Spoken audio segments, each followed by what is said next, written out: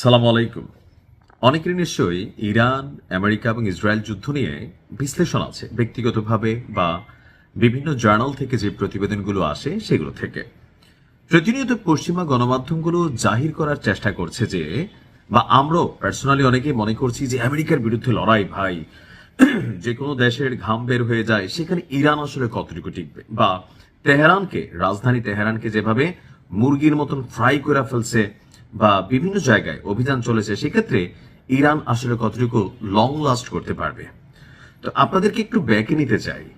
প্রায় 3 বছর যাবৎ ইসরায়েল এবং ফিলিস্তিন যুদ্ধে বীরদের ছোট্ট একটা এরিয়া, নাম ছিল গাজা, সেই এলাকাটার মধ্যে এত শত অভিযান চালিয়েও একটা জিনিস করতে পারে না, সেটা হচ্ছে বীরদের তৈরি ভূগর্ভস্থ যে টানেল আছে, আরেকটা শহর, সামরিক শহর, এই টোটাল টানেলটা ধরেন 10% ইসরায়েল বা মার্কিন যুক্তরাষ্ট্র তাদের মিত্ররা মিলে আবিষ্কার করতে পারেনি। তো সেই ক্ষেত্রে ইরান, তারা কি আসলে এমনি লড়াইটা করছে? আলোচনায় উঠে এসেছে মোজাইক ডিফেন্স। আসলে এটা কি, কেন বলা হচ্ছে যে ইরান লম্বা সময় লড়াই চালাতে পারবে? আসুন দেখি আজকের ভিডিওতে একটু বিস্তারিত। প্রায় 2 দশক ধরে যুক্তরাষ্ট্রের যুদ্ধগুলো বিশ্লেষণ করে ইরান এমন একটি ব্যবস্থা তৈরি করেছে, অর্থাৎ গেল 20 থেকে 25 বছর বিভিন্ন জায়গায় আমেরিকা যে অভিযানগুলো চালাচ্ছে, তাদের সেগুলোর কৌশল, সিস্টেম, কখন কিভাবে কোন ধরনের মুভমেন্ট নেয়, সবকিছুর একটা অ্যানালাইসিস আপনার ইরানের ছিল। আর সেইটার বেসিস করেই আপনার একটা ব্যবস্থা তৈরি করেছে ইরান, যাতে রাজধানী বোমার হামলার শিকার হলেও, অর্থাৎ রাজধানী তেহরান যদি বিচ্ছিন্ন হয়ে যায়, তারপরেও যেন যুদ্ধ চালিয়ে যাওয়া যায়। আপনার ইরানের পররাষ্ট্রমন্ত্রী আব্বাস আরাকচি তিনি এই বক্তব্য দিয়েছেন। তিনি বলছেন যে এই বক্তব্য শুধু বক্তব্য নয়, বরং ইরানের প্রতিরক্ষা নীতির মূল যুক্তিটাই সামনে তুলে আনে। তেহরানের এই নীতির কেন্দ্রে এমন একটি ধারণা আছে যাকে ইরানের সামরিক বিশ্লেষকরা বলেন ডিসেন্ট্রালাইজড মোজাইক ডিফেন্স। সহজ বাংলায় যদি বলি, বাংলাদেশে যখন জুলাই আগস্ট অভ্যুত্থান হলো, 5 জন সমন্বয়ক তাদেরকে ডিবি হারুন তুলে নিয়ে গেল। আমরা সবাই ভাবলাম আন্দোলন শেষ, কিন্তু দেখলাম যে আন্দোলনটা আসলে কোনো নেতা বেসিস একটা আন্দোলন ছিল না, এটা কন্ট্রোল হতো অন্য জায়গায়। অর্থাৎ এই 5 জনকে ধরে নেওয়ার পর এরকম আরো 500 জন ছিল গ্রাউন্ড লেভেলে, যার কারণে সরকার এই আন্দোলনটাকে দমন করতে পারেনি। তদ্রূপ ইরানও রাজধানী তেহরানকে সাইজ করে ফেললেই যে সবকিছু কন্ট্রোল হয়ে যাবে, বিষয়টা কিন্তু তা না।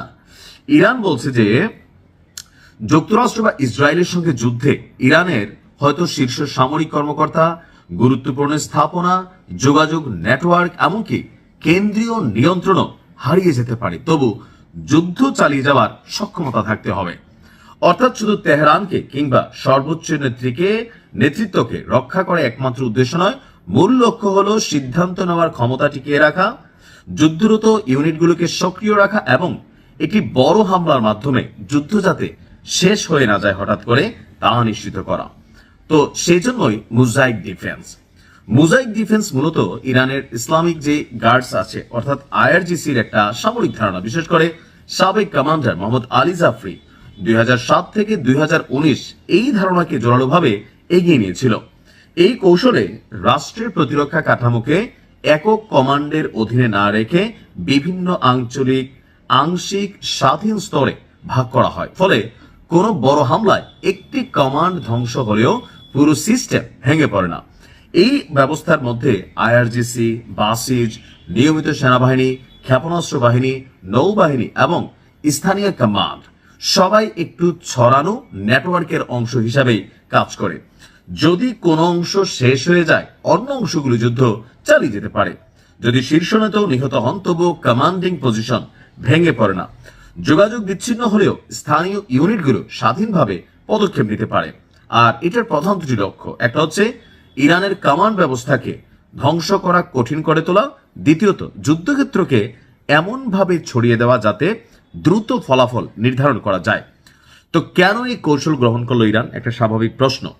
2001 সালে যুক্তরাষ্ট্র যখন আফগানিস্তানে, 2003 সালে ইরাকে যুদ্ধ চালায়, তখন ইরান বুঝতে পারে যে আগামী দিনে তারাই হবে টার্গেট।